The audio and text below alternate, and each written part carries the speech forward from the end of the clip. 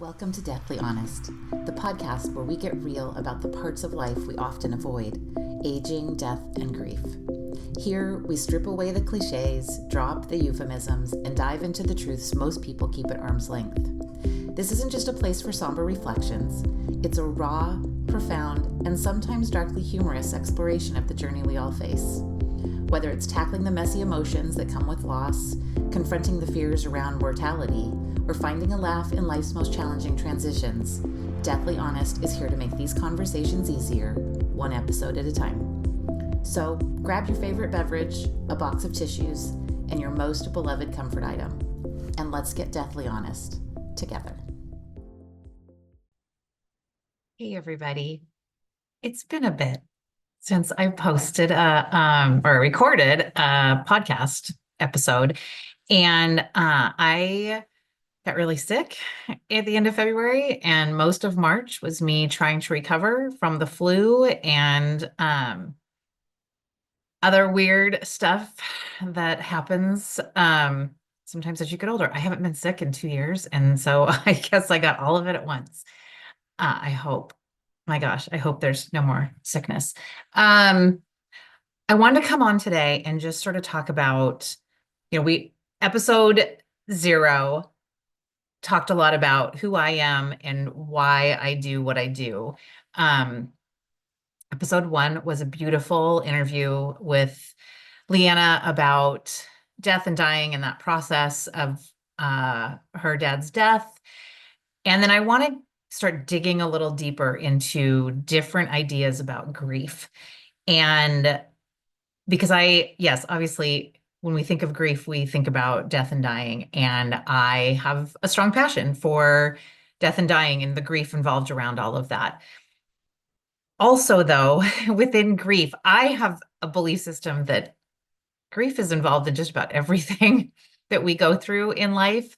And there's a couple things I wanted to just touch on and do a little episode about them. And then I'm going to dig into those things individually down the road.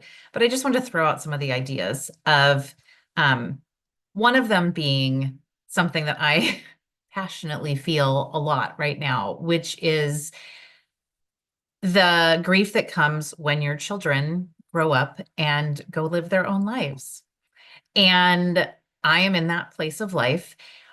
Some people call it empty nesting. I saw on social media a while ago, and I have no idea how to attribute it to anybody because I think the post said something like, I saw somebody say this, and it really stuck with me, the idea of, instead of empty nesting, calling it bird launching.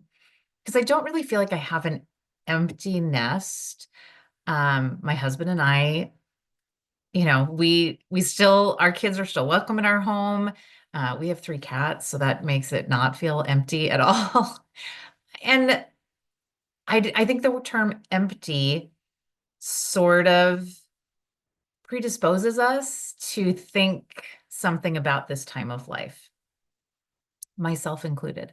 So I love the idea of bird launching because that's what we're doing. We're launching our birds out into the world, doing what they're supposed to be doing.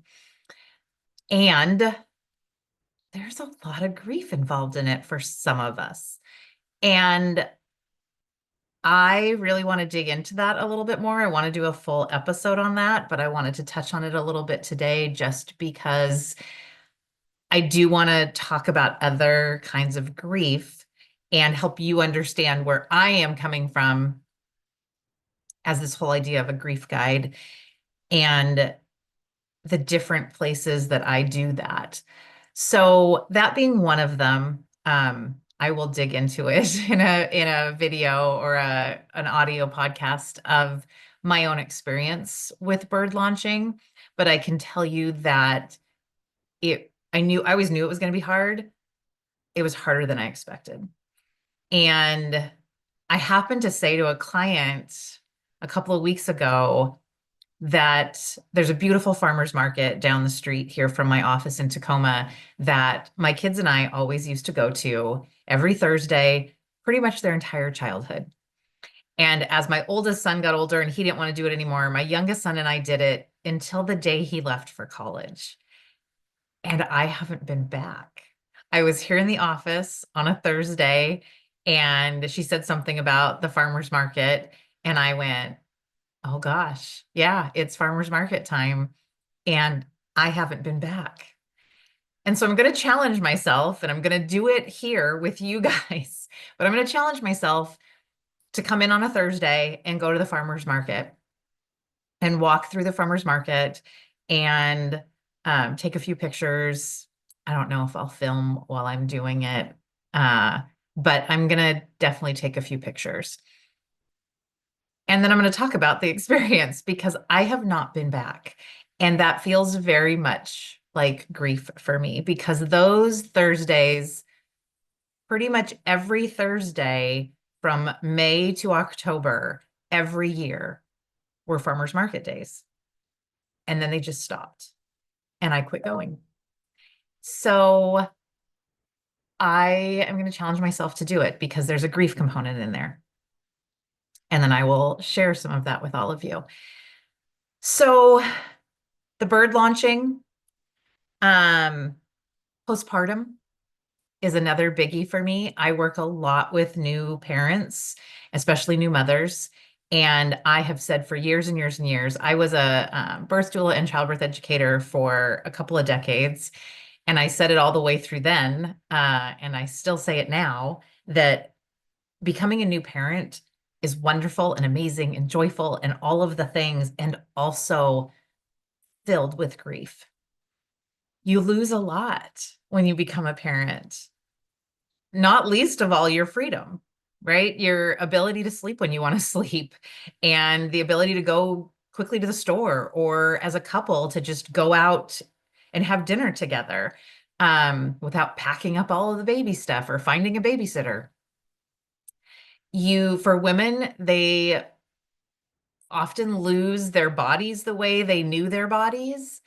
And sometimes that comes back and sometimes it doesn't. I don't think it ever really comes back to where it was prior to having a baby.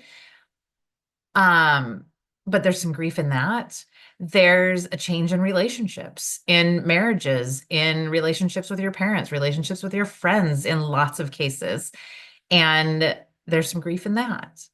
Um, there's a lot of little losses. And then we start grieving as our children grow up very quickly. I tell mothers all the time that motherhood is a lot of letting go. From the minute that baby is born, it is a lot of letting go. And there's grief involved in that in every little stage. So we talk a lot about that in my office, and it's one of the things I work a lot with, is grief that comes with postpartum. I have a pretty strong belief system that postpartum mood disorders do have a component of grief in them that we don't often address. And we're not supposed to talk about because we're supposed to be happy all the time after we have a baby. And we can also be grieving. We can do both. So that is another one of the components when I talk about grief, that I'm working with in my office. And also a kind of a unique thing that I have had just sort of come to me over my career is that I work with a lot of women who are daughters of narcissistic mothers. It's a real thing. It's a it's hard to even explain it because I didn't know a lot about it until I started having clients present to me. And now when I have somebody start talking about a mother and I go, oh, her mom's a narcissist. And it's a process. I've watched this process happen where it's first kind of going, do you think your mom might have some narcissistic tendencies? And then having them do research, having them understand what narcissism is. There's certain books I recommend to people, because there's a very specific sort of behavioral pattern that leads to identifying whether or not you actually have a narcissistic mother.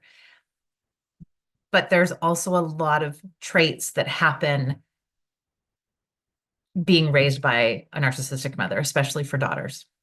So I used to have a support group here in the office before COVID, and I'm currently toying with the idea of getting an online group together because one of the things in this particular situation that I think is so powerful is the support of other people who really get it. And so I'm thinking that I'm going to maybe get a group together online, where it's community support from other people who actually get it. I'm thinking something a little bit of a buy-in where we also get together once or twice a month and just have conversation and communication about it, because that really to me has been some of the most powerful experiences when it comes to narcissism, is to have other people who really understand it and who aren't saying to you, but this is your mom, and you don't want to talk to your mom that way. And it's a different thing when we're dealing with narcissism. And there is a massive grief component in that, because the process of identifying whether your mother is a narcissist and then going through how it had an impact on you and who you are today, and trying to figure out what the relationship you can have with your mother is, and if you've got to remove your mother from your life for your own health and well-being, there's a massive amount of grief involved in all of that. So that's another thing I do a lot of here in the office, in addition to working with people who have had death in their lives, deaths of spouses, deaths of parents, death of children, babies. That is a weird specialty of mine, but it is a very passionate specialty of mine to work with parents who have had babies die, who have had miscarriages, and society doesn't really let us talk about miscarriages, especially early miscarriages. And society also doesn't like to talk about dead babies. And we have to be talking about them, because otherwise that grief really gets stuck and stunted. And I don't want that to happen for people. So I am going to do some episodes digging into a lot of those things, certainly the bird launching, because that is a really big passion of mine, in particular, in all fairness, because I'm living it. And society-wise, my generation is one of the first generations who have raised children who have had access to the internet from the dawn of their lives. And now we have an interesting situation when it comes to bird launching, because we have so much access to our children, but our children may not want all that access. When I was 19 years old and moved out, if my mom wanted to get a hold of me, she had to call my house and leave a message on my answering machine and wait for me to get back to her. Where now we can contact our kids at all 24 hours a day. A lot of people have Life 360 and they track their children. And I'm not saying you can't do that. Trust me, I would love to do that. My children absolutely 100% say no. But I think that my generation has kind of new work to do on this, because we have too much contact with our children, and especially in their 20s when they're supposed to be off doing all whatever they want to be doing. And we have to let it be about them and not about us. But there is a big component for us in grieving. I will tell you my whole story of my children moving out, but I still miss hearing my youngest son's feet on the stairs. Um, he has a very unique, I think he's just got heavy feet like I do. And I remember his little toddler feet when he would come up in his pajamas and curl up on my lap, and we'd watch a little TV in the morning. A lot of Wonder Pets for those of you who are my age. Um, and even when he was 18 years old, I could hear his feet coming up the stairs in the morning, and I still occasionally hear them, even though he's not there. So Anyway, I just wanted to come back on and get another podcast out there, touch base with all of you again. Um, I'm back to the land of the living. And oh, the other thing, just because I was thinking about it, the other thing that I want to talk about grief related to is birthdays. My birthday is tomorrow, and I have a lot of grief wrapped around my own birthday, dating back to the day I was born. That'll be another story for another time. But I see that a lot in the office as people's birthdays come up. There's a lot of grief, whether it's just the aging idea or what could have been, or wondering how long you've got, or it going all the way back to the dawn of time and your actual birth and trauma that happened that day. Um, so it made me think about it because I'm getting older tomorrow. So also I'm a big fan of birthdays. I'm going to post a couple of reels. By the time this podcast comes out, I will have already posted them, but um, you'll get to see kind of how I do my birthday because I think they're an important day that we should celebrate. So all that to say, there's more to grief than death and dying. This is not going to be a podcast just about death and dying. It's going to be a podcast about stories and about grief. And I'm hoping to bring in some other people to talk about some of these things too. And if you happen to be watching this and you have your own story or watching it, listening to it, I don't know if I'm putting audio or video out at this point, but if you have your own story and you're interested in talking to me about it, I would love for you to reach out to me. All of my socials are in the podcast notes, and you can reach out to me through Instagram, or I think that's probably the easiest way. But also my website's up on the podcast notes too, so you can reach out through my website. And I'd be happy to, talk to you and discuss whether or not you want to be part of this. So, because that is the idea of this podcast, is a storytelling podcast. And yeah, so I really wanted to touch base, say hi, show you I was still alive. There was a moment there I wasn't sure I was going to be, but here I am. So we'll keep going with this. Future podcast episodes coming, and Kelli going to the farmer's market, trying to do that and see what kind of grief stories pop up in that. So stick in here, and we'll see where this all goes. So I hope that whatever day you're listening to this, you're having the best available day. And I look forward to hearing more from you, maybe some groups coming. Yeah, we'll just keep on keeping on. All right. Bye.